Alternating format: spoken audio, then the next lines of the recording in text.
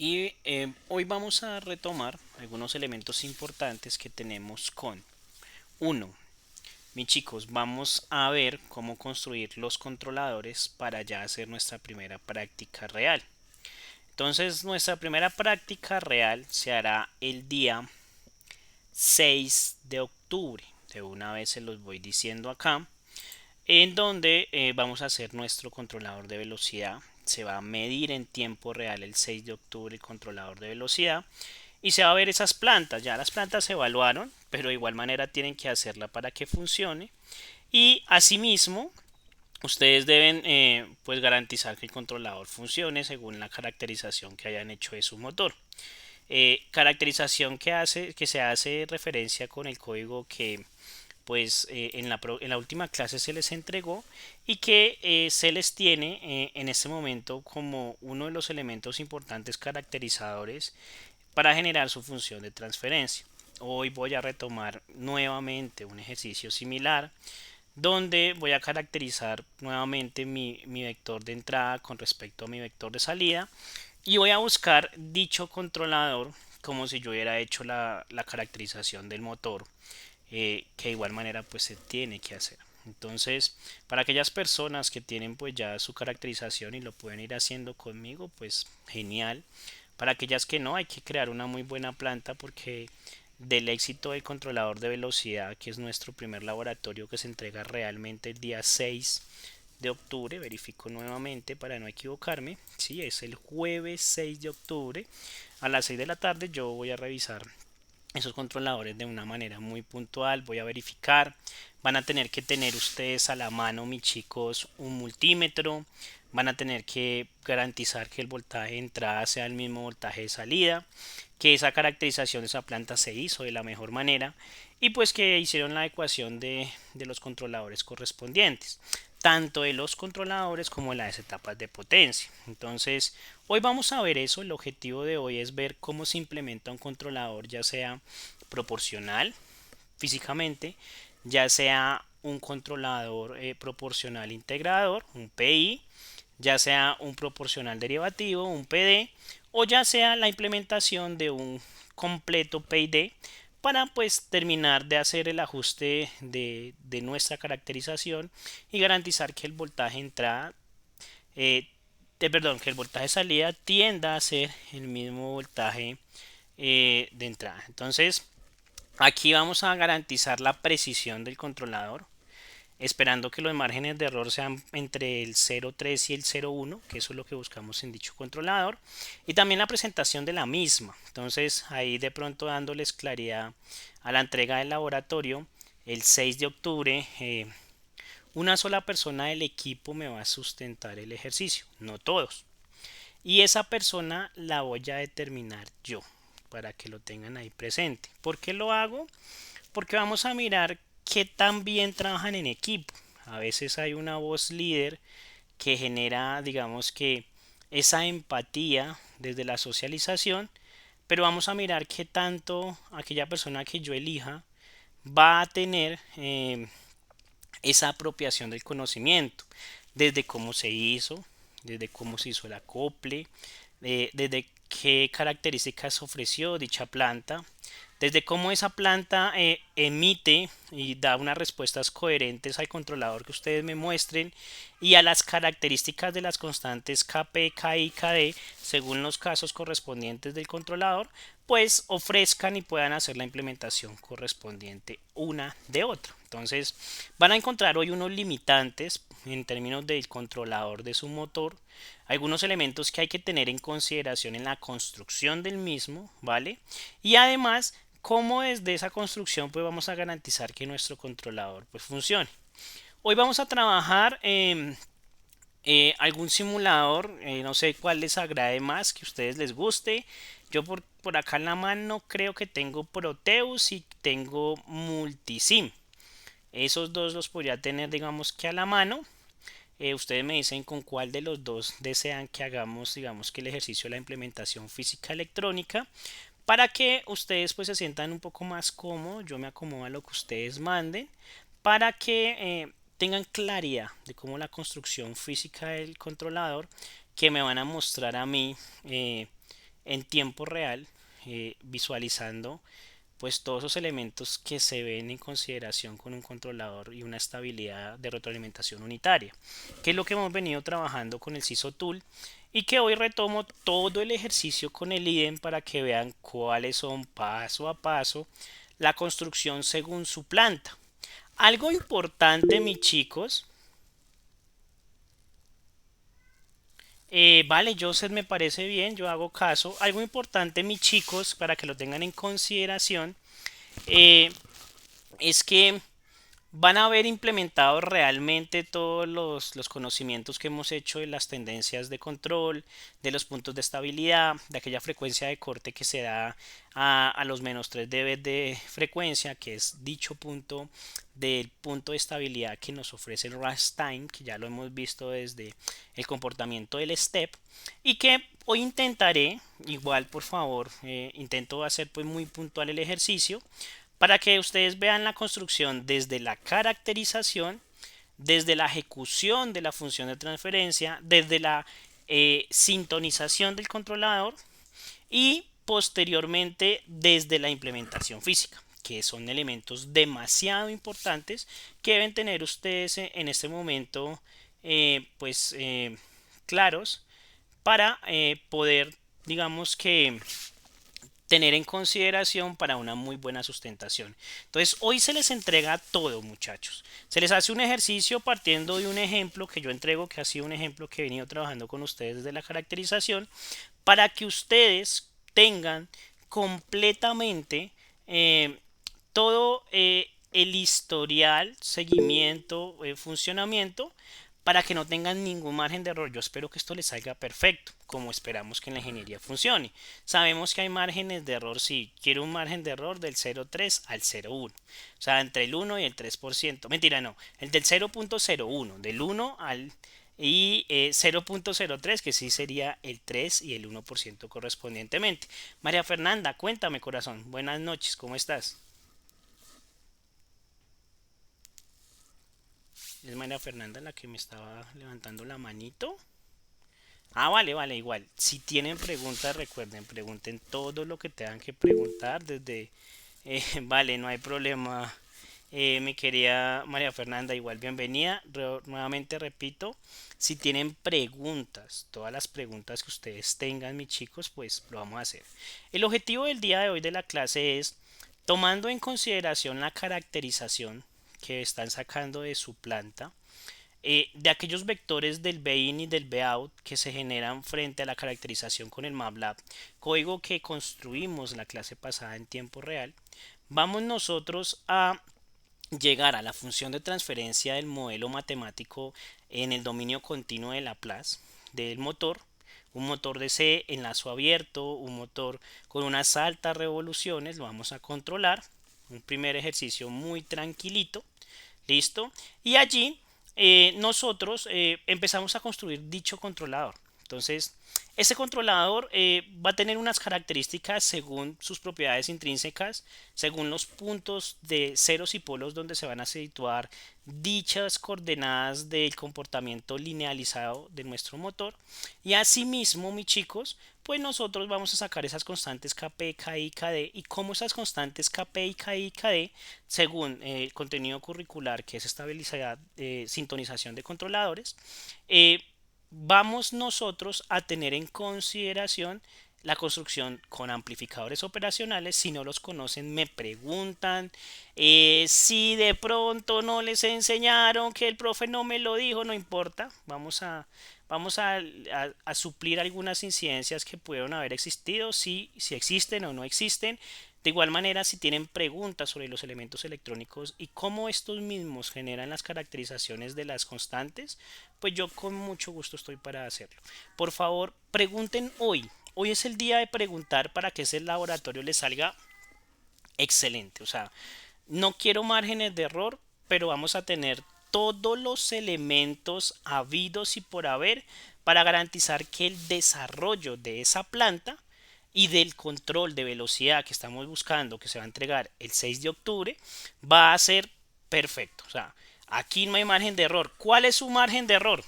¿Qué creen cuál puede llegar a ser el margen de error en la construcción de este laboratorio? o cuál puede ser la posible incidencia que ustedes consideren, mis muchachos, que podría generarles un mal resultado significativo en dicho laboratorio. Ayúdenme porque yo me canso de estar hablando a veces solito. ¿Están ahí? Hoy es día sin carro en Bogotá, o sea, que están en casita. ¿Están tomando por lo menos cafecito?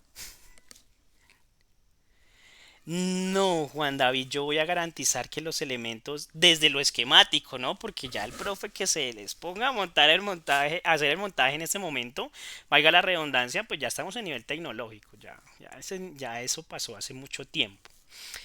No sé, alguien que me ayude un poquito más, si quiere abrir el micrófono, bienvenidos, porque estas clases permiten un poco más de interacción, no es solamente desde lo tangible y lo puntual que nos ofrece el software de MATLAB, que es un recurso espectacular, que ustedes ya han visto cómo es tan brillante dicho software, sino que además pues que ustedes como ingenieros puedan prever, que es una de las habilidades y los resultados significativos que yo busco, es que ustedes sean también sagaces en términos desde el conocimiento, tener un aprendizaje significativo y una aplicación real y hacer esas posibles tendencias de posibles errores. Entonces, ¿cuál creen que puede llegar a ser el mayor peligro desde, digamos, que la construcción de este controlador antes de que yo inicie? Sería muy bueno que entráramos un poco en detalle, si fuera un minuto, 2 minutos, alguno que me quiera colaborar. Igual si no me quieren colaborar, yo pues con mucho gusto sigo en mi formación, pero esto es un ejercicio de tener una interactividad y recuerden que así digan cosas que no son coherentes o corresponden a la línea o a la pregunta que se hace y no hay ninguna respuesta errónea, sino pues puede ser fuera de contexto. ¿Listo? Entonces no sé, ustedes me dirán o seguimos.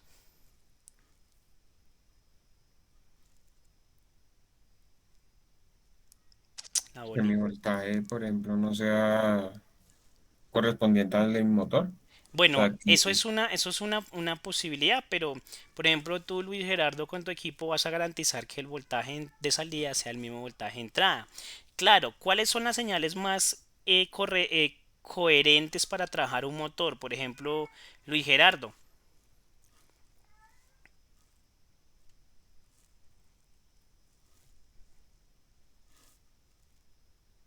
ni idea. No sé, Camilo Alejandro, ¿cuál creen que es la señal más coherente para controlar un motor en términos de velocidades? la frecuencia, ¿no? Sería un PWM. Muy bien, Camilo. Muy bien, eso sería. Luis Gerardo está hablando de la frecuencia. Recuerden que el PWM se trabaja sobre un duty, un ciclo de trabajo importante. Y ese tiempo del duty es ese porcentaje de encendido y apagado sobre una frecuencia establecida, que pues eso lo trabaja normalmente en los motores. Pero normalmente en un controlador analógico van a tener es una señal DC directa donde va a ser proporcional a la entrada. Entonces, ese es uno de los primeros incidencias que pueden presentarse. Otra incidencia y la más, o sea, es ahí donde yo quería que llegáramos. La más importante es que su planta les genere ruidos en la caracterización. Por eso yo he sido muy enfático en decirles, esa planta hay que hacerla bien, a esa planta hay que eliminarle ruidos, a ese sensor hay que garantizar que pase muy bien por el autocoplador. ¿Con qué fin, muchachos? Con el fin de que ustedes pues tengan la mejor caracterización posible. Entonces, pues ya sin más preámbulos, voy a abrir con el permiso de ustedes y a compartir mi pantalla. Voy a abrir MATLAB, ¿listo? Y vamos a empezar en este momento a hacer la caracterización con el IDEN desde el punto donde yo quedé, aunque voy a retomar nuevamente algunos elementos que quiero que tengan en consideración para que pues no tengamos ningún margen de error. No quiero márgenes de error, muchachos. No quiero que tengan ninguna incidencia. Quiero que les salga muy bien. Pero recuerden que un consejo se toma o se deja. Yo hoy voy a dar recomendaciones desde mi experiencia, desde dicho enfoque que pues yo estoy el día de hoy pues eh, dando una orientación clara frente a una experiencia que yo ya tengo, no sé, hoy creo que me hacen falta personas, veo como menos personas aquí, pero bueno, no hay ningún problema. ¿Listo? Entonces, en este caso, nosotros vamos a trabajar la caracterización. Recuerden que es muy importante.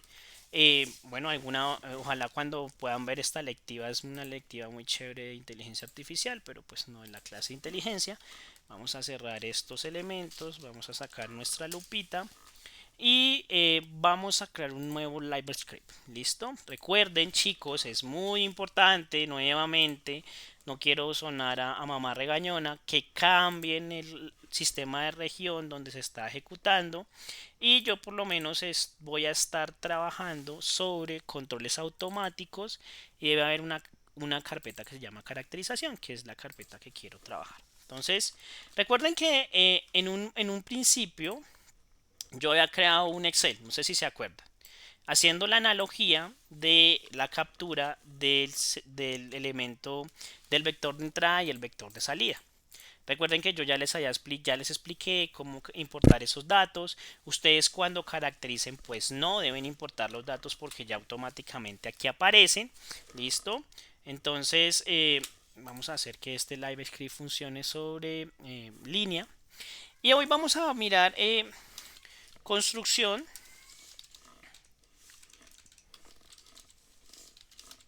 Como nuestro objetivo nos lo dice la clase en términos de sintonización de controladores, construcción de controladores analógicos. ¿Listo? Dichos controladores analógicos con amplificadores operacionales. ¿Por qué con amplificadores operacionales y no con otro elemento? ¿Quién me puede decir?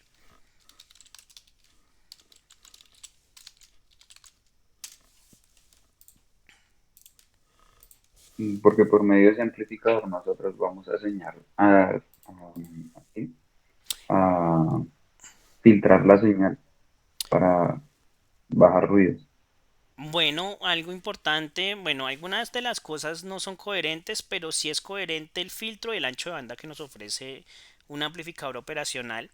Hay que buscar cómo están configurados para saber si tenemos un filtro pasabajas, un filtro pasa altas, un filtro rechaza bandas y un filtro pasabanda. Además, cuáles son esos puntos de frecuencia de corte donde la ganancia tiende a tender a cero cuando las frecuencias aumentan de una señal. Pero en este caso no va a ser tanto problema la frecuencia porque las señales son de entrada, son DCs, no tienen frecuencia y además son señales constantes, no son tan variantes, entonces va a ser un poco más chévere. Listo. En este caso, gracias pues por el aporte, eso está muy bien, digamos que la indagación que hacemos. Nosotros vamos a poder construir aquellos controladores analógicos con amplificadores o con operacionales partiendo de una caracterización. ¿Listo?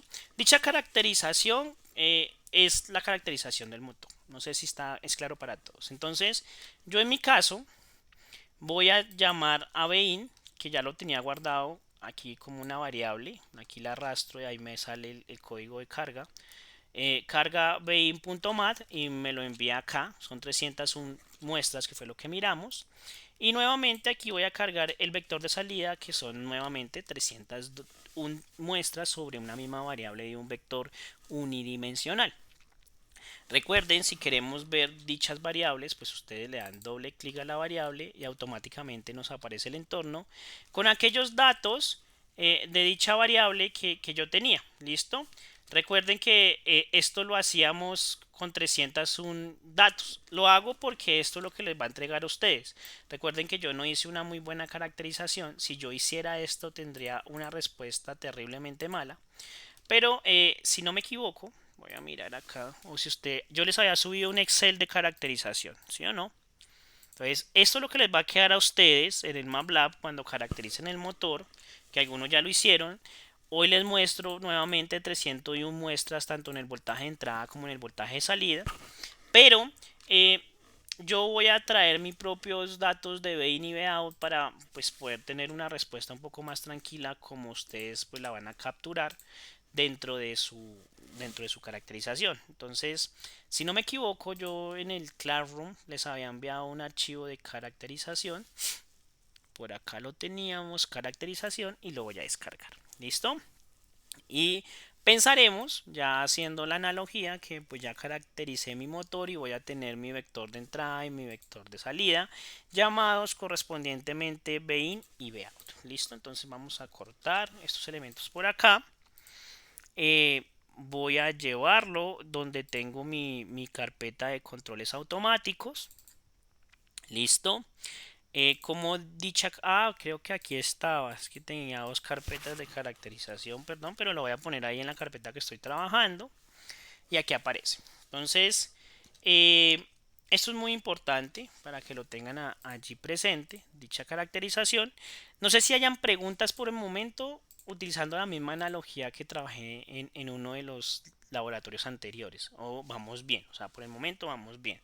Recuerden que caracterizan y van a tener 301 señales, tanto 301 datos de entrada como 301 datos de salida. Yo aquí voy a tener más poquitos datos, más como haciendo la analogía de lo que ustedes van a adquirir y cómo podemos llegar a construir dichos controladores. No sé si tengan preguntas o podamos continuar, o de pronto hay alguna pregunta que a mí se me pasó. No, ya hemos respondido esta pregunta. Bueno, entonces si no hay preguntas, continuamos. Entonces voy, en mi caso, si yo tuviera mi vector guardado en otro archivo, pues lo que yo hago es home, solapa home, recuerden del MATLAB, y nos ubicamos aquí en el icono de importar datos. Recuerden que esto funciona lo mismo tanto para MATLAB online como para MATLAB offline. Entonces llamo mi archivo de caracterización, listo. Le digo aquí, nos aparece este entorno, recuerden que aparece. ¿Se acuerdan qué tipo de datos deberíamos utilizar?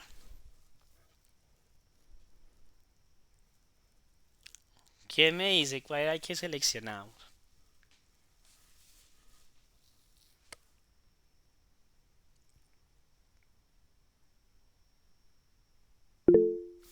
Bueno, acá tengo una respuesta. Columna, creo. Vectores, columna. Bueno, entonces vamos a mirar. Columna de vectores. Muy bien. Sí, ambos seleccionaron la opción correspondiente. Y aquí le decimos importar sección. Y ya tendríamos un vector. Aquí me está diciendo, tengo un vector de 19 posiciones de bin y un vector de 19 posiciones de bout. Entonces, para ello, muchachos, nosotros vamos en este caso a eh, llamar en nuestra construcción de la caracterización el toolbox del ident. ¿Listo? Y vamos a llamar a ident como el toolbox para eso se llama el concepto que es estimar la función de transferencia. ¿Listo? Entonces vamos a correr desde nuestra solapa de Live Editor, recuérdenlo mucho. En mi caso yo le voy a dar que corra la sección. Entonces dice que aquí vamos a llamar el comando del ident.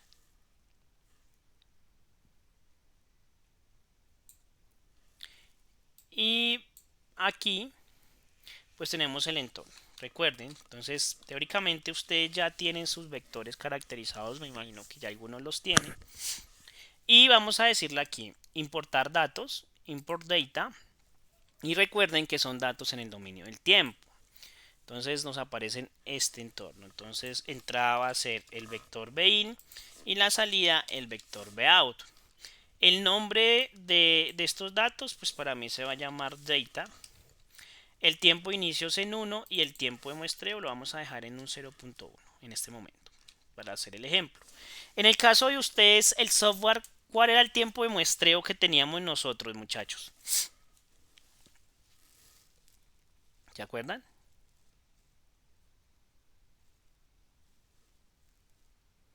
0.01, ¿no? Muy bien, muy bien. Eso está perfecto. Entonces, en el caso del tiempo de muestreo de su caracterización es 0.01, o sea, 10 milisegundos. Acá estoy con 100 milisegundos, más lento.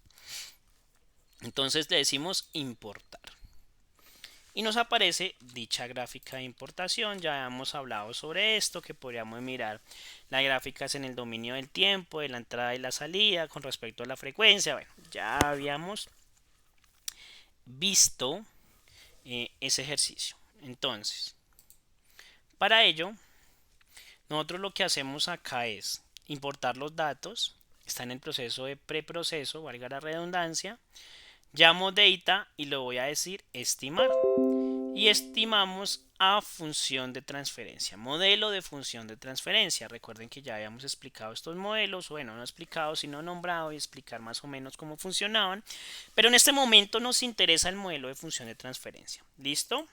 Entonces, dicho modelo de función de transferencia está ligado acá, lo seleccionamos y nos va a abrir otro entorno. Vamos a mirar que nos aparezca la estimación, es este, como lo pueden ver ustedes.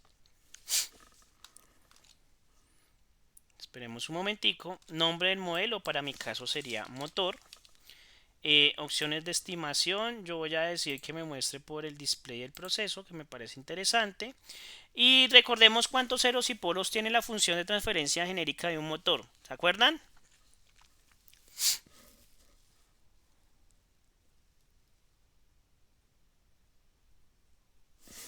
Chicos.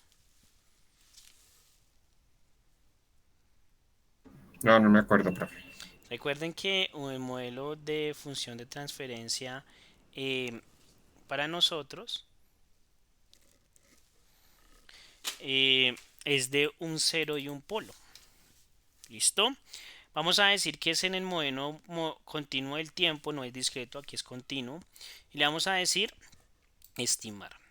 ¿Listo? Aquí está haciendo el proceso de estimación. Nos muestra este entorno. Hace la estimación en 8 iteraciones. Y nos dice que ese modelo tiene un acercamiento al 70%, un acercamiento al 77%, perdón.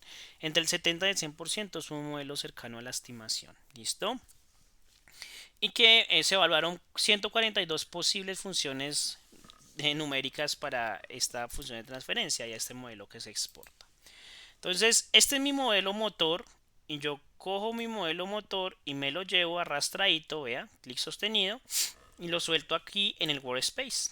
Entonces, ya esto es todo lo que nosotros hacemos por el momento sobre nuestro IDE. Y si ustedes pueden ir a ver su workspace, tenemos el vector de entrada de la caracterización del voltaje de entrada del motor, el vector de salida del voltaje que emite el sensor de velocidad del Arduino por la salida analógica, donde es un conversor frecuencia-voltaje, a mayor frecuencia, mayor voltaje.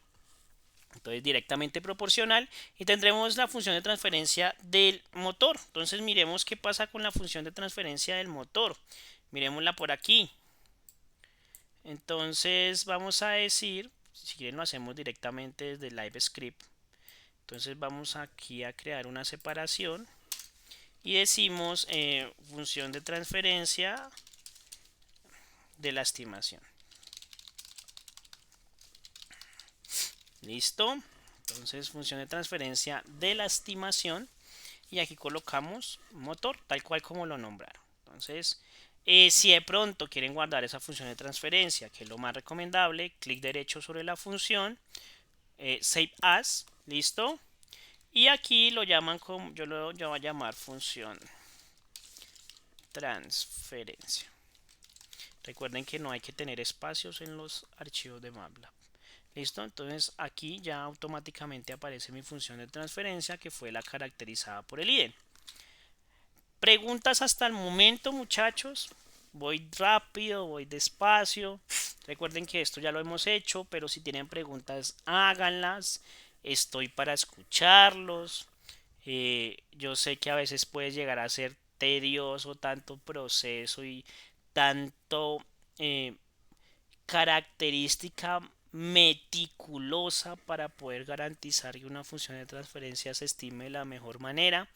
Que hay una serie de pasos específicos para poderlo llevar al workspace, pero si hay algo que no les ha quedado claro, pues estoy acá para solucionarlo. Ustedes me dirán.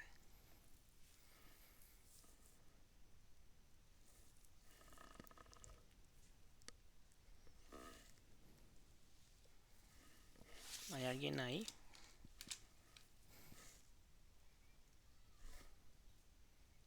No, sí.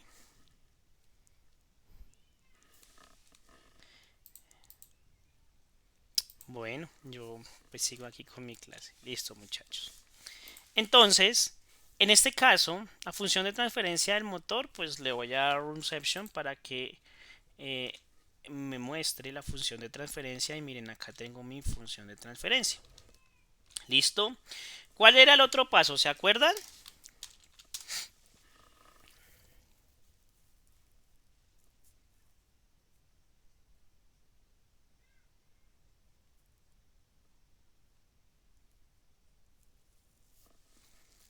¿Se acuerdan cuál era la otra función de transferencia?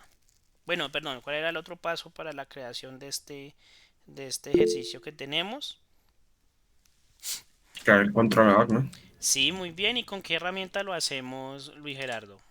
¿Con qué toolbox? Con Python. Muy bien, listo. Entonces voy a llamar a mi PayDeTuner y voy a correr esta sección para que me abra el entorno del PayDeTuner.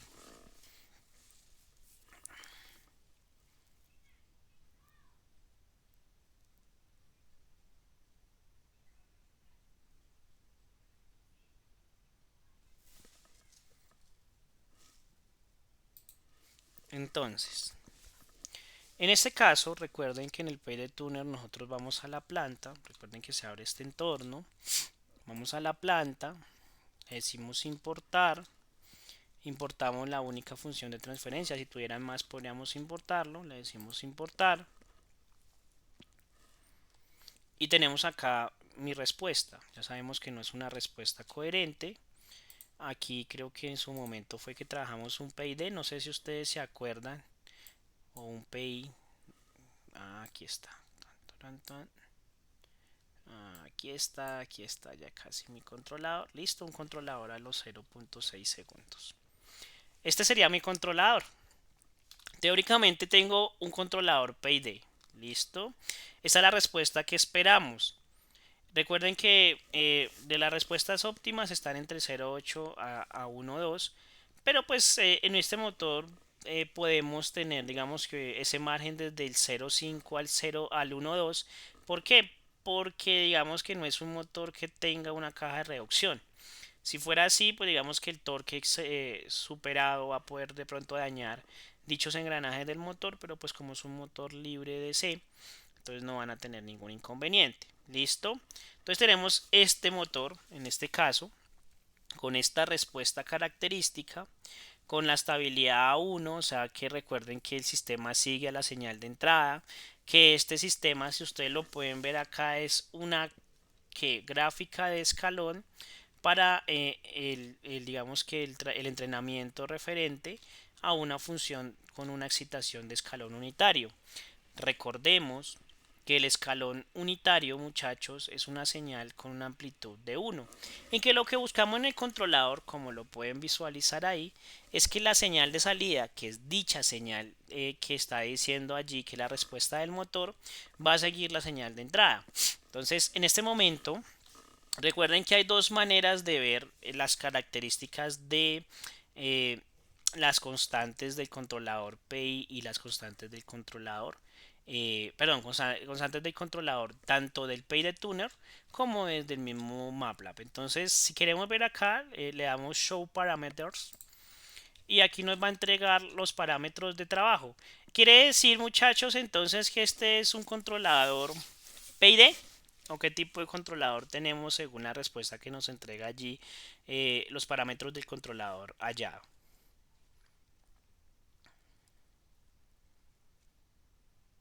Es un controlador tipo PI. PI. Entonces, en este caso tenemos un PI. Vamos a decir exportar. Recuerden que exporto el controlador C, que es el que estamos haciendo. No me interesa conocer la planta en los ZPKs, que son ceros, polos y constantes. Ni tampoco me interesa conocer el motor con su función de transferencia desde el LIEN, porque ya la conozco. Entonces solamente le damos acá en el checkbox de exportar PID controller y vamos a ir acá donde dice OK. Entonces, en este caso podemos ver los parámetros del controlador acá, aunque si yo minimizo y voy aquí, digo acá un enter y coloco otra sección y dice controlador sintonizado. Listo, recuerden que esto es una gran ventaja desde nuestro live script. Pues lo único que yo tendría que colocar es C y corro esta sección. Listo. Aquí me está diciendo que tiene un KPI y un KI, o sea que es un controlador PI. ¿Listo? Hay preguntas hasta el momento, sigo diciendo porque yo los siento como muy callados. ¿Tienen preguntas? Esto ya lo hemos hecho, yo sé que ya lo conocen, pero quise retomar desde cero para no tener ninguna incidencia, ningún traumatismo en ustedes o ninguna queja para que puedan decir es que mi profe no me enseñó, que el profe no me orientó, el profe no me explicó. Es momento, recuerden, se tiene que preguntar mil veces, pregunte mil veces. Yo estoy acá para orientarlo. Mi incidencia es que usted, para mí es que usted no aprenda, pero aquí estamos para pues orientarlos y quiero que este trabajo quede eh, tan bien claro, tan claro posible que pues no tengan márgenes de error. Entonces, en este caso, no sé si hay preguntas o pueda continuar, ustedes me dirán.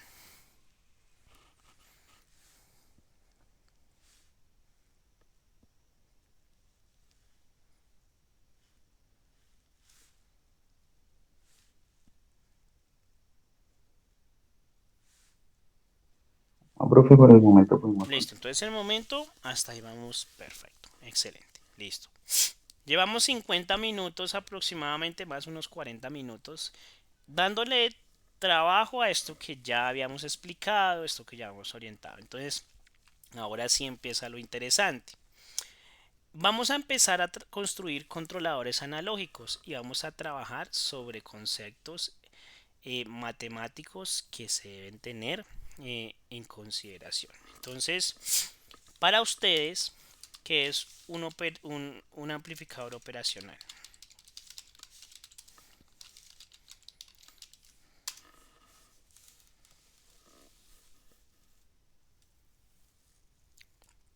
Cuéntenme un poquito de él.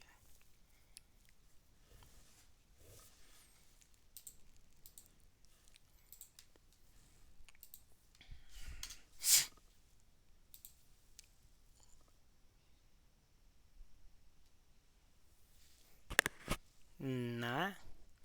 ¿Conocen el símbolo del amplificador operacional por el momento? O bueno, pregunto, ¿han Y teniendo en escuchado? cuenta que, Dime, mi querido que Luis. sí, profe, yo había escuchado, por ejemplo, de lo que me acuerdo, ¿no?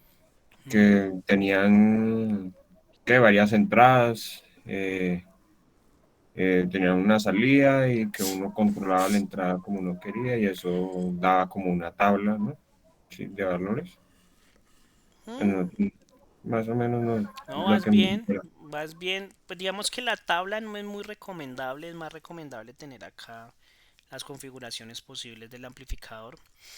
Em, yo sé que ustedes no son electrónicos y no espero que lo sean, su competencia es ser mecatrónicos, pero por ejemplo en la línea de electrónica nosotros vemos 3 semestres dedicados a conocer los principios de los semiconductores, que es como están hechos los transistores por tecnología TTL, que es tecnología eh, de lenguaje de transistores, o sea, de sistemas altos y bajos, unos y ceros. Y dichos elementos, recuerden que hay tecnología TTL y cuál es la otra tecnología de semiconductores ingenieros. ¿La tienen presente? Hacemos. Muy bien, Luis Gerardo, me parece perfecto que lo tengas claro. Y la otra tecnología CMOS, los amplificadores operacionales están basados en tecnología TTL. ¿Listo? Basado en transistores. Nosotros, por ejemplo, los electrónicos duramos 3 semestres, año y medio entendiendo los semiconductores para que el último semestre de esos 3 semestres de diseño electrónico entendamos que es un amplificador operacional. Yo no voy a dar ese tema, es bastante tedioso. voy a trabajar sobre unos resultados finales de según su configuración que voy a tener en su respuesta, pero eh, no voy a entrar, digamos que a entrar sobre el tema de semiconductores. Algo importante sí es tener claro el concepto de semiconductor. Para ustedes, semiconductor, ¿qué es? ¿Qué es un semiconductor?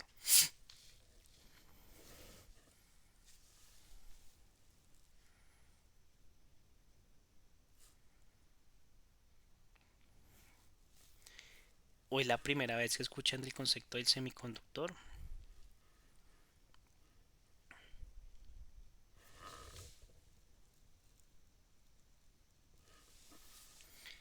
Eh, bueno,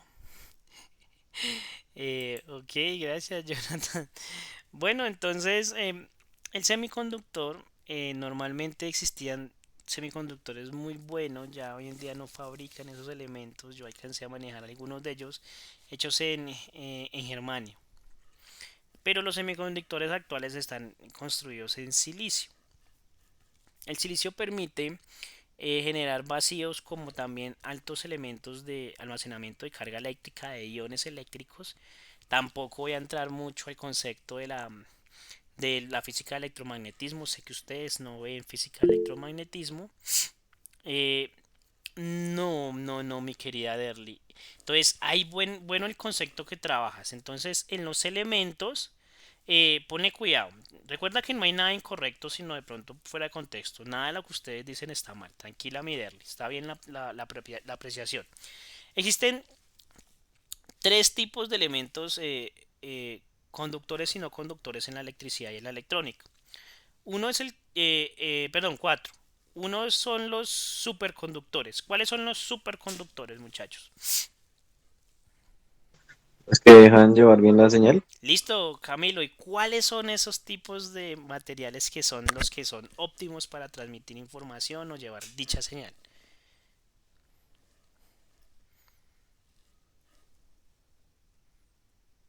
No sé si la madera, el vidrio, No, no, no, no, no, esos no dejan pasar tanta electricidad. Superconductores que La plata, ¿no? conduce mucho el oro el y la cobre, el plata. No, oro. el cobre no es un superconductor.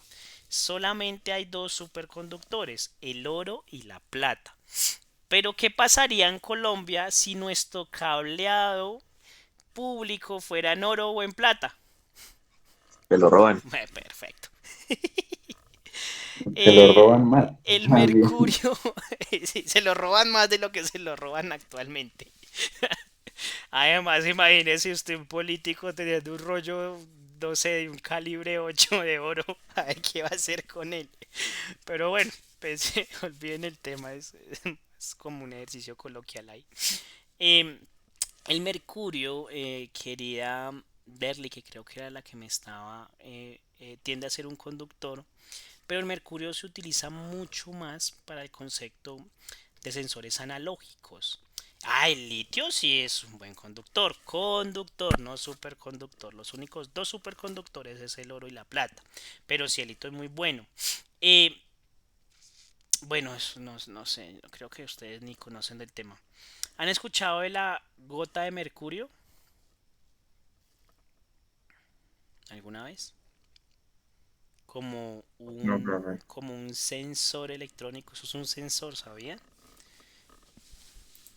Me muestro. Sensor gota de mercurio. Y es esto. Este señor. En realidad le venden este. Este es el más genérico. Aunque por ahí creo que ya. Ah, este es como el que ya viene como con la instrumentación. Miren, no estoy haciéndole publicidad a Mercado Libre. No me interesa. Ah, bueno, ni siquiera es Mercado Libre. Dice que vale 5.000 pesitos. Entonces miren. Este es un sensor de gota de mercurio. Si ven, si ustedes, bueno, me voy a acercar un poco. Aquí tienen la gota de mercurio. El mercurio es un sistema que con la gravedad se desplaza muy fácil. ¿Ustedes dónde creen que hay de estos tipos de sensores y para qué sirven? Claro, el mercurio es un conductor. Ahí sí tenemos mucha claridad, Derry.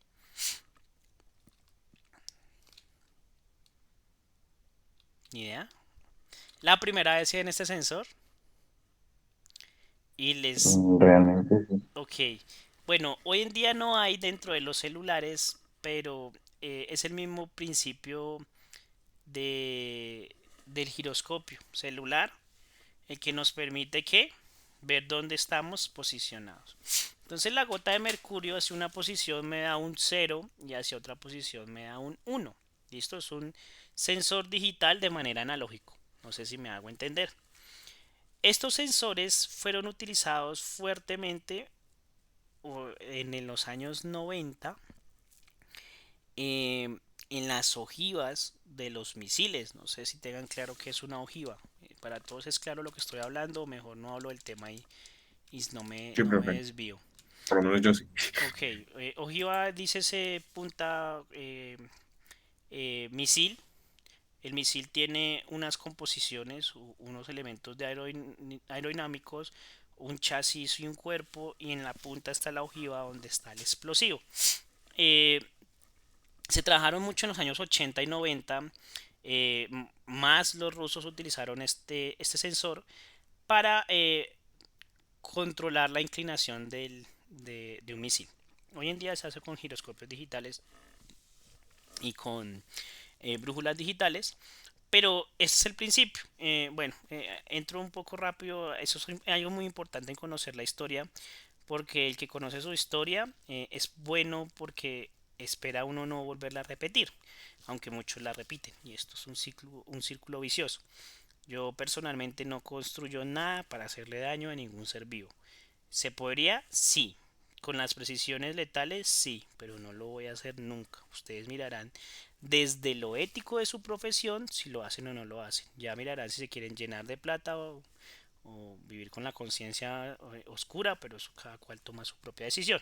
Pero bueno, eh, cuando aparecieron los kamikazes, ¿sí saben qué es un kamikaze? No, tampoco.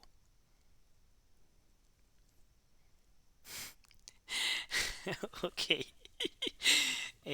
Bueno, digamos que una historia de cultura general, no voy a durar más de un minuto porque hay que seguir hablando de amplificadores. Me fui un poquito de allí con los conductores y semiconductores y no conductores. Eh, los Cuando se empezaron a matar los kamikazes por tendencias religiosas, eh, las altas agencias de seguridad empezaron a tomar algunas características para poder identificar aquellos posibles kamikazes y digamos que tuvieron muchos posibles daños colaterales y genocidios que no se dieron. Pero entonces cuando empezaron a darse cuenta que las personas de estas entidades gubernamentales de seguridad a nivel mundial puedan era fácil identificar dichos kamikazes por características del comportamiento del cuerpo, la mirada, que son muy fácil de hacerlo, eh, se empezaron a colocar los kamikazes, que son personas que se explotan con su propio, colocándose el propio explosivo y matando a mucha gente, eh, estas gotas de mercurio. Entonces, ¿qué pasaba? Cuando ellos estaban de pie, no pasaba nada. Y tenían otro mecanismo para activarlo, si podían llegar a hacer, digamos que el atentado. Desafortunadamente, yo conozco mucho del tema. Y por ejemplo, cuando estas agencias querían detenerlo, disparaban a las personas y al caer las personas de igual manera activaban los explosivos. Entonces, digamos que es todo un concepto fuerte desde la ética electrónica, teniendo presente que los explosivos se trabajan con electrónica analógica, que es la que estamos trabajando, pero nunca les voy a enseñar a hacer una cosa de esas, sino pues estamos haciendo cosas de importante para ayudar a la gente, para que saquen plata, para que ganen plata de la mejor manera, para ser los mejores controladores del mundo, pero no para hacer daño a nadie. ¿Listo? Entonces, ahí viene la historia. Entonces, rápidamente, superconductores, eh, oro y plata. Conductores, entonces allá dijeron el mercurio, está el cobre, que es el más utilizado, porque es el más utilizado, pero es un buen conductor, pero además es económico. Eh, Está algunos elementos ferrosos que son conductores, hay otros ferrosos que no lo son, dependiendo del material. aparece el semiconductor con un grande pelea entre elementos químicos, que sería el silicio y el germanio, pero el germanio se acabó en la Tierra. No sé si lo sabían. Ahí vienen quién lo acabó. Como todo lo que acaba, lo bueno que existe en el mundo, lo acaba el ser humano. Y hoy en día solo encuentran silicio. Además, por ejemplo, no sé si han escuchado del grafeno. No sé si lo han escuchado en algún Sí, momento. también, que está aún en desarrollo y es un muy buen conductor, pero volátil Exactamente. ante el fuego. Muy bien, pero el grafeno tiene una gran particularidad que dependiendo de los pulsos eléctricos y las frecuencias que yo le induzco, puede llegar a ser flexible y a la vez tan duro como yo lo quiera. Entonces, ahí es donde aparecen esos celulares flexibles, allí es donde aparecen elementos o pantallas que así les demos con un martillo no se rompen, pues por los flujos eléctricos eh, podemos con las nuevas tecnologías hacer eso. Pero entonces, el grafeno ya es, digamos, un alto nivel en términos de carbonos. Es un elemento muy fuerte en términos de composiciones químicas orgánicas, perdón, inorgánicas, porque esto no es orgánico. Y desde las composiciones del carbono han podido entender el grafeno como un gran elemento de trabajo desde la electrónica. Y pues hay grandes avances sobre grafeno. Pero entonces nos centramos en semiconductores. Silicio. Eh, bueno, ya Iderli hablaba del aislante. Aislantes, pues, ¿cuál puede ser? Entonces, si la madera, el caucho. ¿Qué más aislantes creen que podemos tener?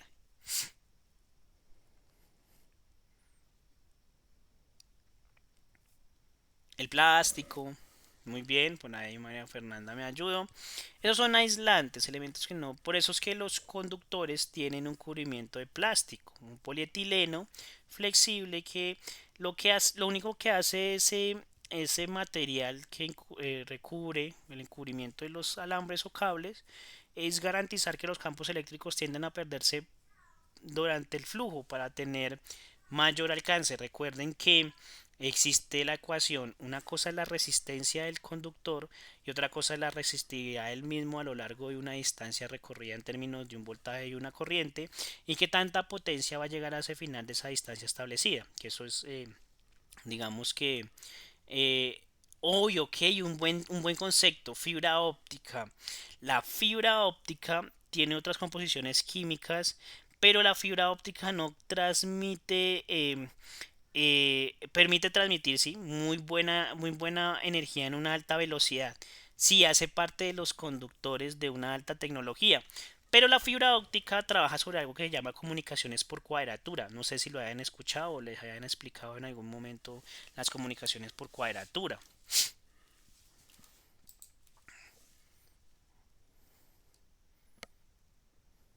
No, profe.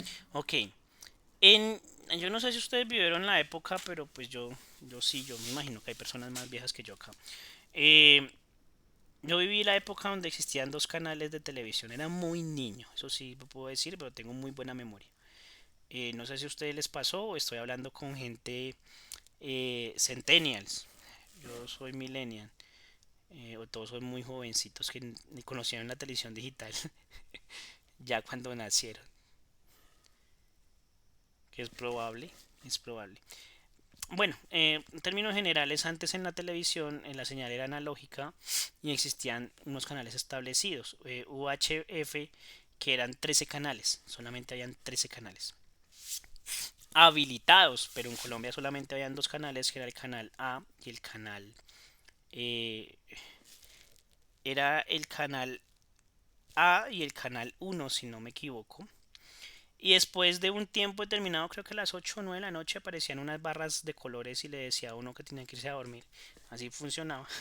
Y luego solamente había televisión nuevamente desde las 6 de la mañana.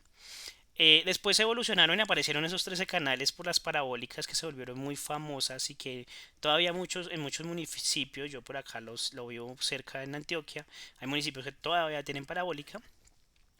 Y hay una serie de canales establecidos, entonces no hay muchos canales. Pero cuando empezaron a aumentar los canales de comunicación, ya sean de video, que son los canales de entretenimiento de televisión, como los canales de comunicación de telefonía, ya apareció el teléfono móvil y además apareció la televisión digital. Y con la televisión digital el cable coaxial empezó a tomar un peso muy fuerte. ¿Por qué? Porque el cable coaxial ya era capaz de enviar una gran cantidad de canales eh, al mismo tiempo y empezaron a ver cuadraturas por división de señales de dos canales, cuatro canales, ocho canales. Hoy en día la fibra óptica es capaz de transmitir 256 canales entre canales de audio, video y hasta la misma red de internet sobre un cable demasiado fino. Y ese cable demasiado fino transmite señales y lleva información casi cercano a la velocidad del sonido. Casi cercano a la velocidad del sonido. Entonces, eso permitió que las comunicaciones aumentaran y fueran tan rápidas de hoy en día. Imagínate, antes, por ejemplo, no se imaginaba uno una comunicación como la que tenemos en este momento, pero hace 25 años, 23 años, esto era ciencia ficción, que se vería hasta en las películas. Pero pues ustedes me imagino que no vieron esas películas de los 90 2000. Pero hoy en día muchas cosas de la ciencia ficción existen y no son ciencia ficción, son reales. Entonces, vuelvo ya al concepto, ¿no? Me perdí un poco dentro de la historia, pero pues era importante dar esa cuadratura. Se puede mandar más de 256 canales por fibra óptica y sí es un muy buen conductor, pero es más utilizado como un medio de comunicación, ¿vale? Pero también funcionaría como conductor. Entonces, en este caso, vamos a hablar del amplificador operacional, diciendo que está basado en tecnología de semiconductores y que estos semiconductores tienen dopajes.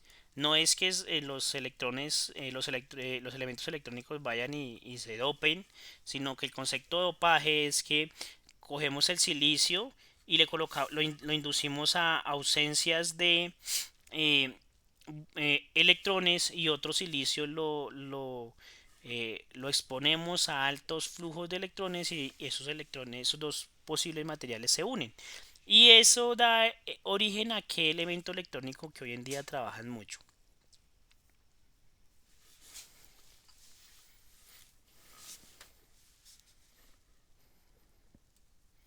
Cuéntenme. ¿Cómo puede repetir la pregunta? Claro que sí. Entonces, nuevamente hablamos del concepto de semiconductores, que vimos que los mejores eran el germanio y el silicio. El germanio se acabó, solo queda el silicio y siguen haciendo los de silicio.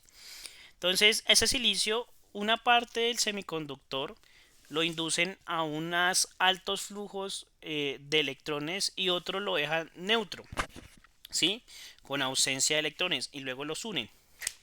Y esa unión entre un alto dopaje de electrones y una ausencia de electrones, al unirlos, ¿qué elemento electrónico nos entrega?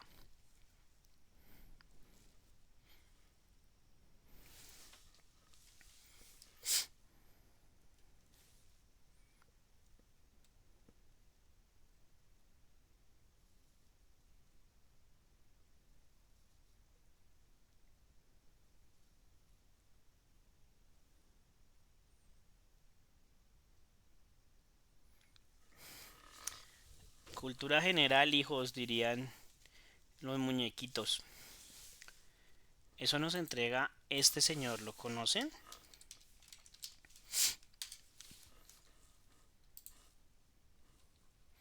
¿Conocen a este señor? ¿Lo han trabajado alguna vez? ¿Lo han Sí, visto por lo menos? Entonces, el diodo es el primer semiconductor que existió y bajo tecnología de diodos, que es la unión de diodos me da un transistor, pues están funcionando los amplificadores operacionales. No voy a entrar más en detalles de la contextualización de los semiconductores porque necesito avanzar. ¿Listo?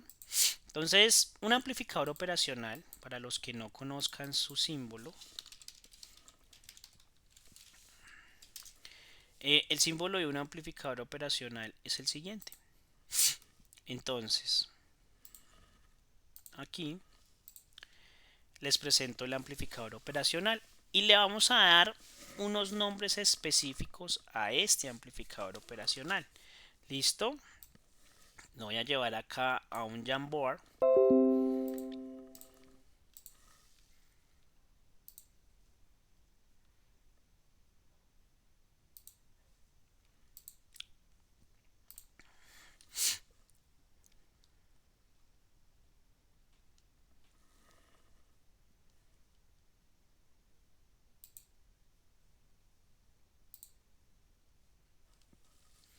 Listo, en su chat creo que se les compartió el enlace del Jamboard.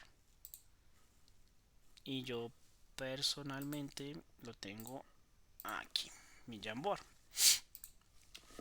Y algo importante es que tienen que aprenderse, y esto sí tienen que aprenderse, los pines de un amplificador operacional. Se los presento, ya les muestro uno físicamente, si no lo conocen. Entonces, para los amplificadores operacionales tenemos estas conexiones.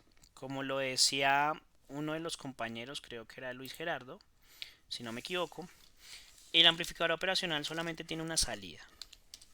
¿Listo? Algo importante, una salida. Tenemos una salida. ¿Vale? Tenemos dos entradas. Y la entrada con el símbolo positivo no es que sea positiva. Ojo con ese concepto. En los amplificadores operacionales esta entrada se llama la entrada no inversora. ¿Listo?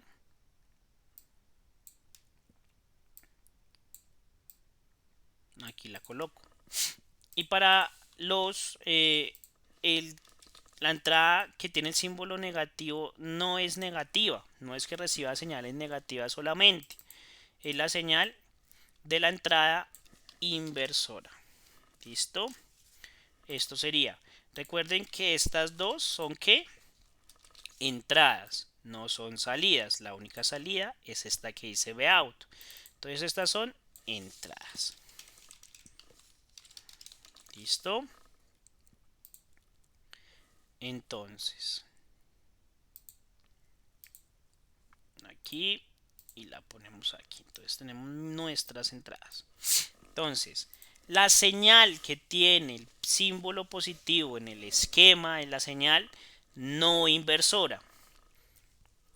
Y la señal con el símbolo negativo de entrada es la señal inversora. ¿Listo? Ahora tenemos BS más y BS menos. Es muy probable que lo encuentren con la siguiente nomenclatura. BS más lo pueden conocer como BCC. ¿Listo? O más conocido aquí también como la negativa, como menos BCC. ¿Listo? También pueden encontrar acá la entrada BDD. ¿Listo? O en su defecto algunos solamente son lineales, no son son amplificadores de polarización directa y no de polarización dual como este. Van a encontrar GND. Entonces, BCC es el voltaje positivo menos BCC voltaje negativo. Si es un amplificador operacional solamente que recibe voltajes positivos, va a tener BCC y tierra. Y en algunas nomenclaturas van a utilizar BDD. ¿Listo? Entonces, aquí nosotros vamos a tener lo siguiente. Que un amplificador operacional siempre, muchachos, me está doliendo. El voltaje diferencial, ojo con esto, el voltaje diferencial, ¿qué es? El voltaje diferencial va a ser igual al voltaje de la no inversora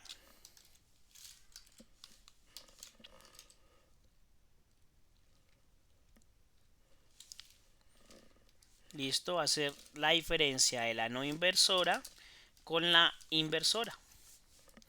Y ese voltaje diferencial siempre es igual a 0. Eso quiere decir que aquí vamos a tener un voltaje más menos llamado voltaje diferencial. Listo. Y esto va a ser siempre igual a cero. ¿Por qué es igual a cero? Porque las impedancias de entrada de un amplificador operacional son muy altas. Y este amplificador, así como está en que en un esquema de lazo abierto o de lazo cerrado.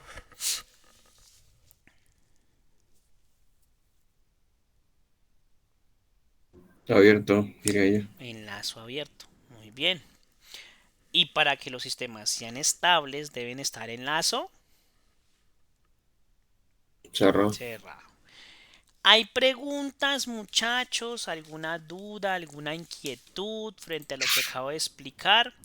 Para si alguno es nuevo, tranquilo, ya les muestro cómo es el amplificador operacional físicamente. Ya les recomiendo cuál es el que yo aconsejo para este laboratorio.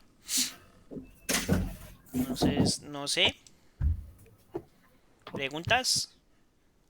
No sé si quieren me espero un minutico o dos mientras ustedes de pronto toman apuntes sobre el esquema y yo me puedo tomar un vasito de agua que ya estoy un poco agotado la voz. No sé si me lo permitan mientras que miramos el esquema y pues toman apuntes. Esto va a salir en el parcial. Eso sí es importante que usted conozca cómo es un amplificador operacional, conozca sus terminales y las pueda identificar, ¿vale?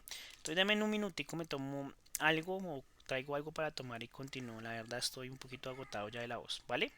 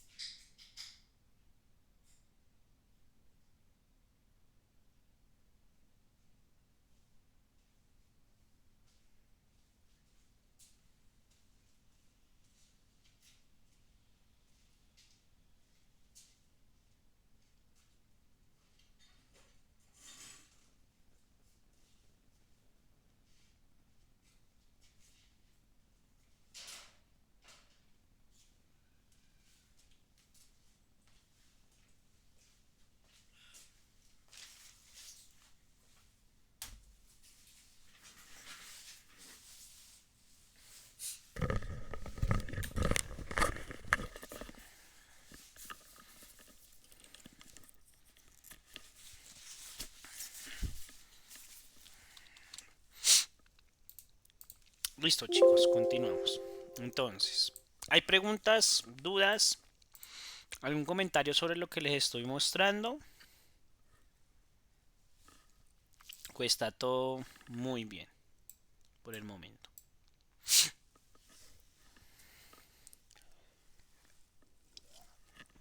Ustedes me dirán. O podemos continuar.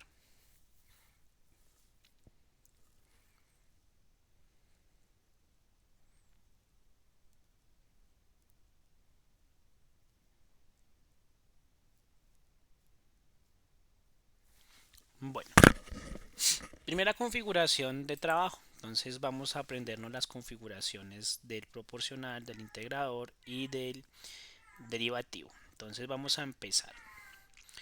Para ello, nosotros vamos a trabajar lo siguiente. Vamos a tener en consideración, por acá, mi esquema del amplificador operacional, que es este monachito. Bueno, antes de pasar acá, ¿cuál amplificador operacional es el genérico? El LM 741. Pero no les recomiendo comprar este. Este es el amplificador operacional genérico. Fuerte, digamos que físicamente se va a ver así, con 4 pines. Y internamente tiene esta configuración. Si ustedes dan acá, lo pueden ver. Voy a abrir por acá. Y van a encontrar las mismas configuraciones que yo les mostré. entrada inversora, entrada no inversora. Aquí aparece menos V menos, que es voltaje negativo, V más, que es voltaje positivo, y tiene dos pines de entrada de un offset. ¿Qué es un offset, muchachos? ¿Qué es el offset? Ya me imagino que han trabajado la instrumentación con los osciloscopios en sus primeros niveles de formación. Ya tuvieron que haber trabajado señales offset sobre la excitación de algunos elementos sensores o reguladores de voltaje, que es lo que uno normalmente hace para que comprendan ese offset que se puede dar sobre una fuente de voltaje, por ejemplo. No sé, cuéntenme.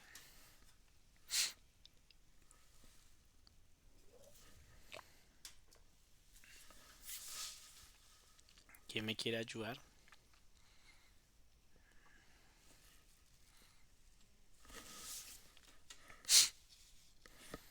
Ok. Bueno, hay cosas que yo estaba hablando y me estoy dando cuenta. Hay que, por favor, enfatizar en algo sobre, hay que ir a echar una mirada a semiconductores, a diodos, a cómo es un transistor, configuraciones de transistor que son en corte, en amplificación y en saturación, cómo funciona un transistor BJT, cómo funciona un transistor FET, que es un transistor con el MOSFET, que son transistores de efecto de campo, cómo está configurado, recordando que un transistor tiene tres pines importantes, la base, el colector y el emisor, si es un BJT, y si se trabaja sobre un MOSFET, trabajamos sobre un gate, sobre una compuerta de disparo. También recordar un poco la terminología, la configuración de los TRIAC para sistemas de potencia, porque lo van a necesitar mucho. ¿Listo? Entonces ahí ya la decisión es de ustedes.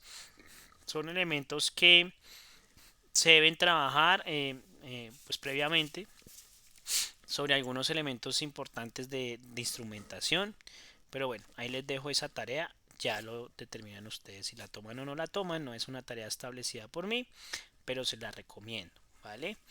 ¿Qué es un offset? Un nivel de señal DC sobre una señal AC. ¿Eso qué quiere decir?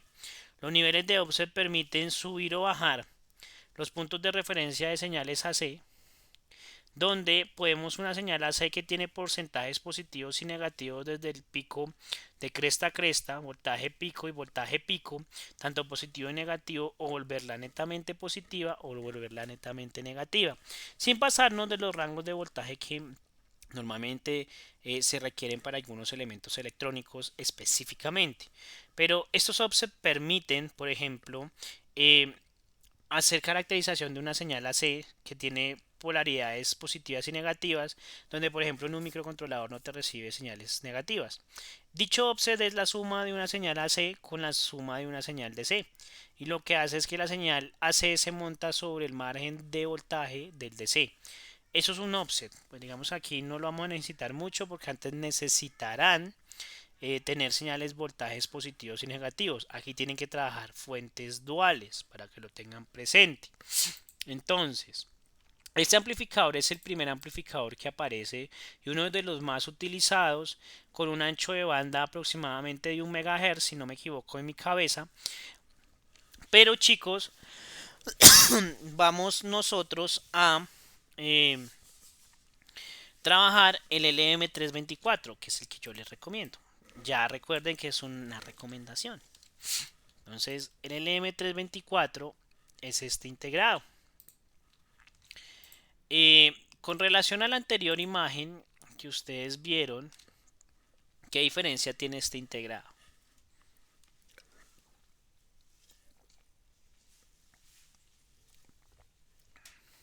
Gráficamente, esquemáticamente.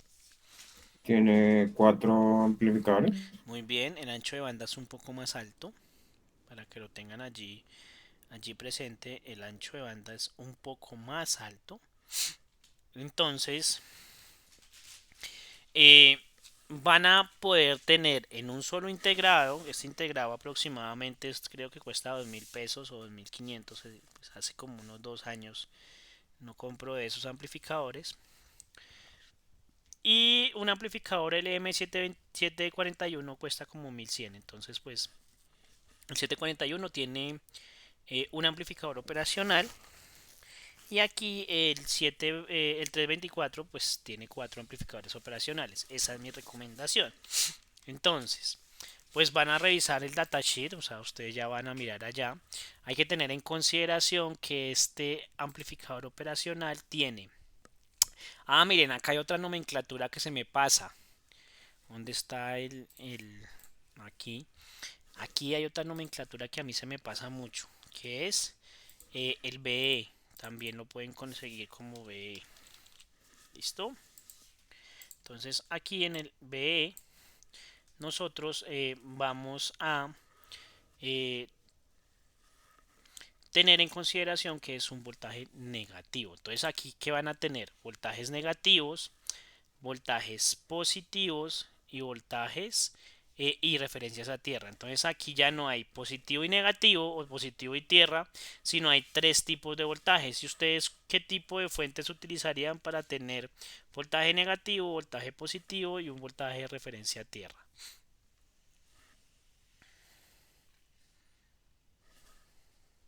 Cuéntenme.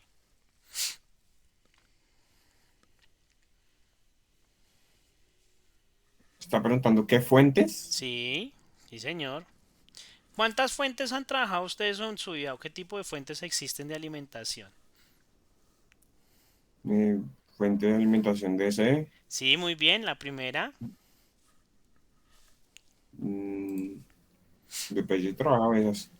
solo las de CES has Después, trabajado.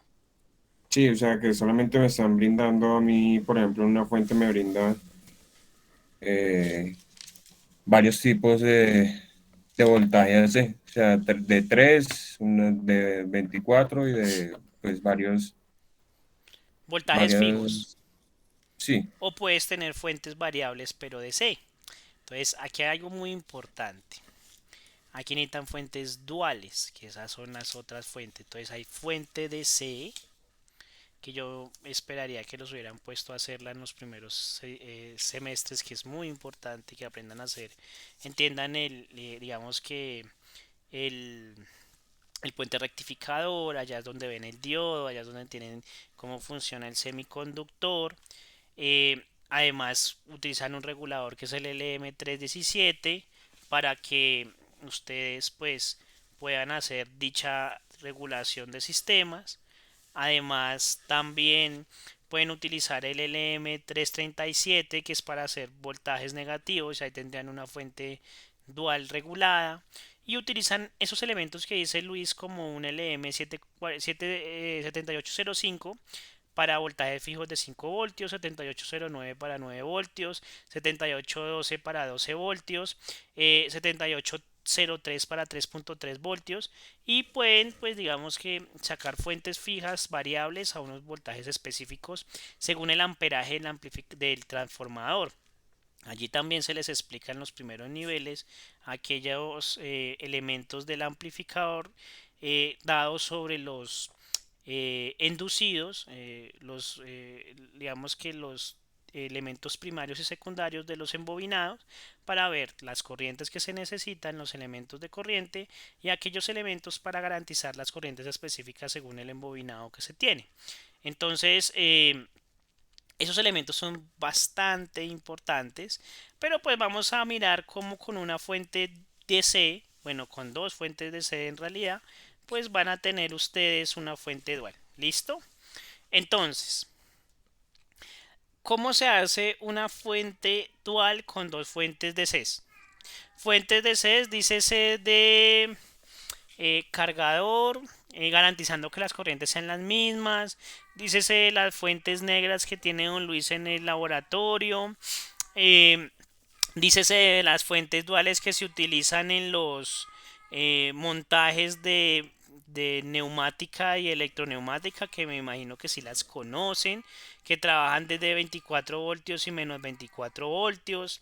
Esas son fuentes duales. Entonces, profe, es que yo no tengo una fuente dual, no hay problema, tú puedes hacer una fuente dual desde tu casa. Entonces, hazlo en casa.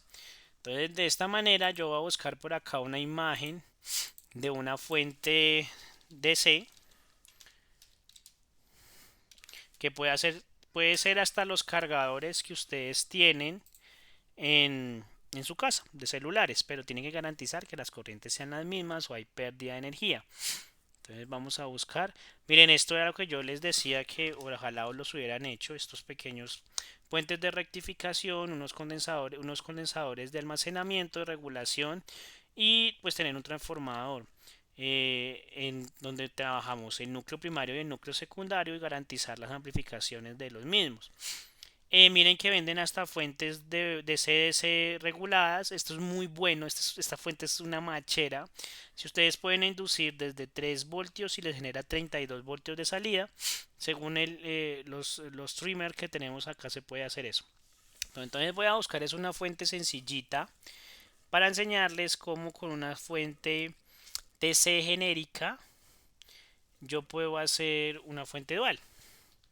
Bueno, ahí hacen falta otro tipo de fuentes, las fuentes switchadas, que son las de los computadores, ¿vale? Entonces, que son hechas por transformadores tolonoides. Fuente DC, de pronto así la encuentro, negra.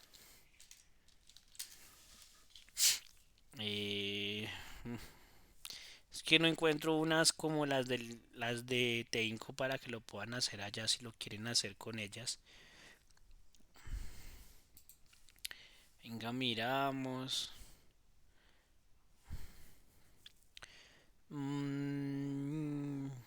Quiero buscar algo muy gráfico, si no yo mismo prefiero dibujarlas, pero ustedes saben cómo soy de malo para hacer dibujitos. Bueno, vamos a utilizar un poquito la creatividad. Acá nada es imposible. Voy a utilizar este muérgana de imagen. ¿Listo? Voy a copiar esta imagen y me voy a ir para mi Jamboard. Los que me están siguiendo en el Jamboard. ¿Listo? Aquí en el Jamboard voy a pegar las fuentes que traje. Una fuente, solo la fuente que traje. Entonces, ¿cómo hacemos de una fuente de C tan sencilla como esta? Pensando que no tiene tierra, porque esta ya es una fuente dual. Vamos a hacer una fuente dual con dos fuentes sencillas. Entonces, vamos a mirar. Yo no sé si esto tiene propiedades del flip. Si saben que es un flip. Acá no sé. Esto no nos lo permite. Solo derrotar. No nos permite coger esto y decir que quiero que esté bueno. Bueno. Entonces aquí, ¿qué van a hacer ustedes? Físicamente, esto vamos a hacer algo cosas virtuales, pero físicamente, ¿qué pasaría si yo conecto un extremo positivo? Vamos a dejar un trazo un poco más grueso. Un extremo positivo con el extremo negativo de la otra fuente. ¿Qué estaría haciendo?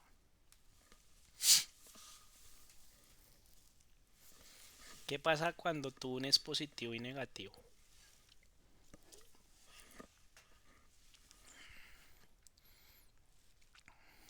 Ingenieros.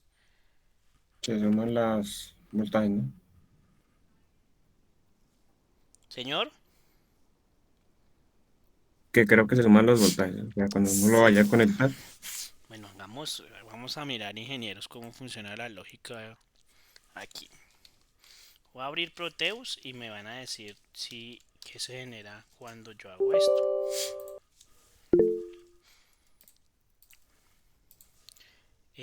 Un cortocircuito. Bien, Joseph, no llegamos tanto a la expresión gráfica completa. Cuando yo uno positivo con negativo, háganlo con una batería, así sea de control, de televisor, entonces hacen un corto.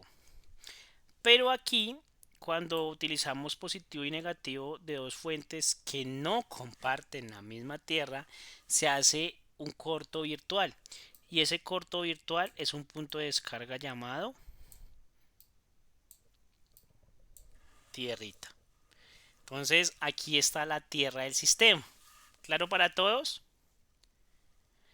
Ahora, el extremo que queda negativo, perdón, no va a ser por acá. El extremo que queda negativo va a ser ¿qué? Todo esto. Menos GND. Aquí sí ya, ahorita ya es menos GND. Porque ya GND, ¿quién es? Este de acá. Entonces todo esto es O menos BCC, o VDD, o VE, que es el voltaje negativo. Y aquí voy a tener, voy a copiar esto.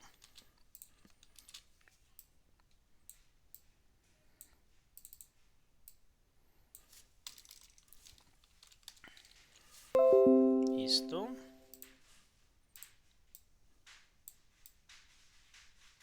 Vale. Y aquí, en el otro extremo voy a tener que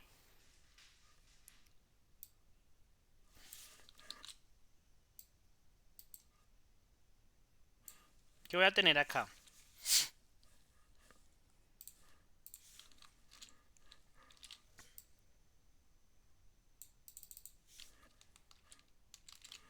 Pues ese. Si estas dos fuentes son de 12 voltios, pensemos que estas dos fuentes son de 12 voltios. Entonces, fuentes de 12 voltios. Tanto acá, esta fuente es de 12 voltios fija. Y esta otra fuente es de 12 voltios fija. ¿Listo? Entonces, si las dos fuentes tienen el mismo voltaje y el mismo amperaje, ¿cuál sería la diferencia de potencial entre VCC y GND y tierra? Ingenieros.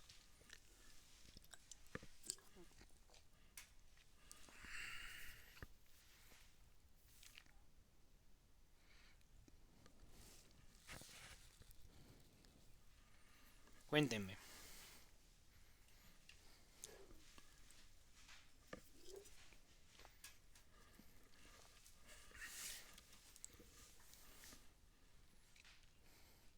¿Cuál sería la diferencia de potencial?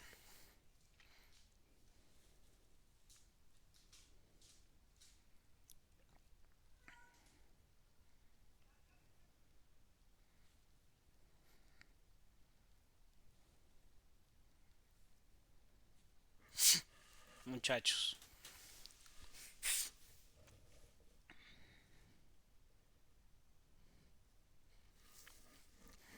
¿Sí saben qué es una diferencia de potencial? Bueno, más Sí, la fácil. diferencia de potencial es el voltaje, la Muy tensión bien, exactamente. Entonces, ¿cuál sería sería negativa, ¿no? el voltaje entre VCC y tierra?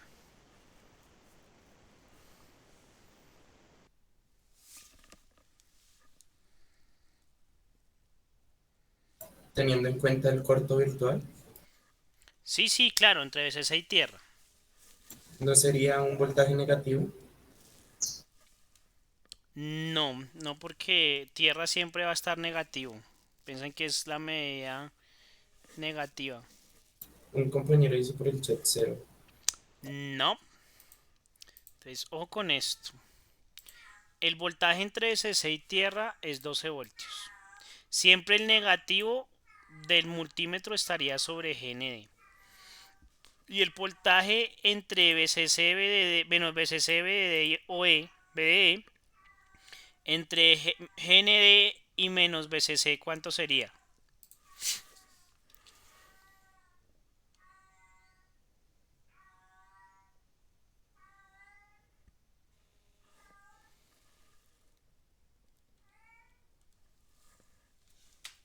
Menos 12, ¿no? Menos 12, Pues lógico. sí. No tiene más, pierde.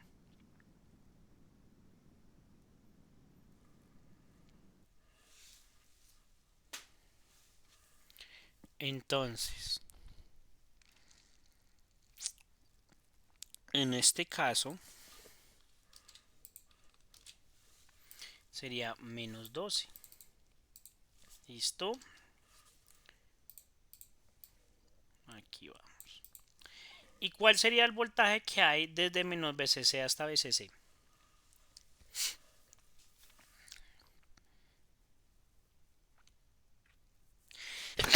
Perdón. ¿Cómo, profe? ¿Cuál sería el voltaje que hay desde veces menos VCC hasta VCC?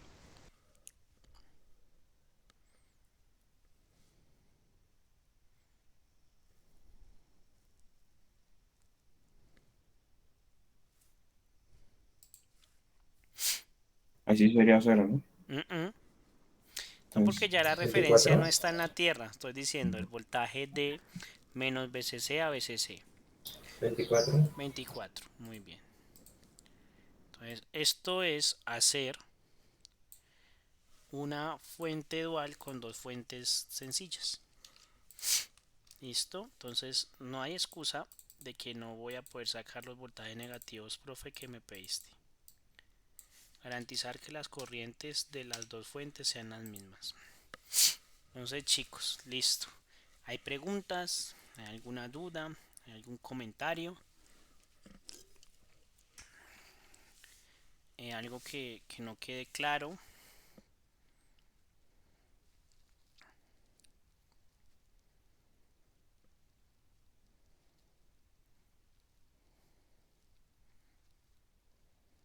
profe, si yo quiero, por ejemplo, tener menos 24 ahí. No hay problema. Ya sería como cuál sería. Tú lo que haces es coger según el punto de referencia y sacar, digamos que el voltaje ya sea positivo o negativo nuevamente sobre VCC. Entonces aquí lo que tendrías es el diferencial de potencial de acá a acá. Pero pues depende del flujo y los puntos de descarga se vuelven positivas o se vuelven negativas. Pero ya es como esté diseñado el circuito. Normalmente el amplificador operacional funciona desde menos 15 voltios a 15 voltios. La más recomendada es que las fuentes sean máximo hasta 15 voltios y podrían tener en su diferencia de potencial total pues 30 voltios ya sean positivos o negativos según cómo estén trabajando el esquema, ¿sí? Pero en este momento esto es lo que yo considero y requiero en realidad. eh, para trabajar. ¿Listo? Entonces, no sé si esté claro, haya sido clara la explicación. Si tengan alguna otra pregunta, así van a alimentar los amplificadores operacionales. No entramos a los diseños todavía ni a los, eh, ¿cómo se dice? A las configuraciones de las mismas, porque no soy el tema. El tiempo fue de mucha contextualización. Entonces, no sé si tengan preguntas, alguna otra duda.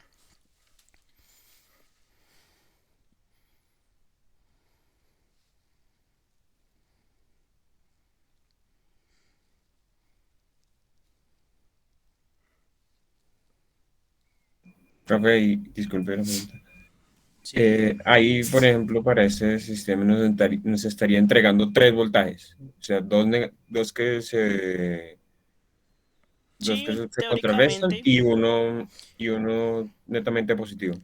teóricamente, pero solamente van a necesitar el negativo y el positivo de la diferencia de potencial entre los voltajes de las dos fuentes. Pero si necesitaran más voltaje lo pueden hacer en esos extremos. Eso está bien, ¿vale? Listo chicos, si no hay más preguntas entonces dejamos así. Nos vemos el martes si Dios nos da vida y ojalá tengan un feliz fin de semana. Gracias Joseph por las buenas palabras y los buenos deseos. ¿Listo? Dime Derly.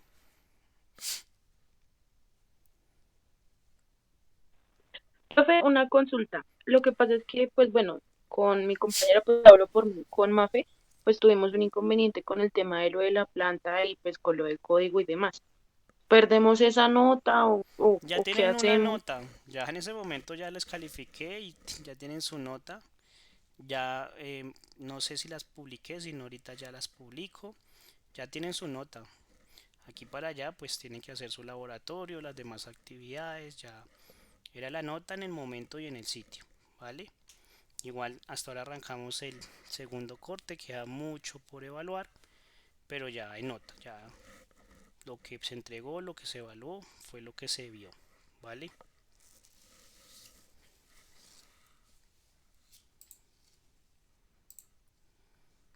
¿vale? Entonces chicos, feliz noche para todos, Dios los bendiga.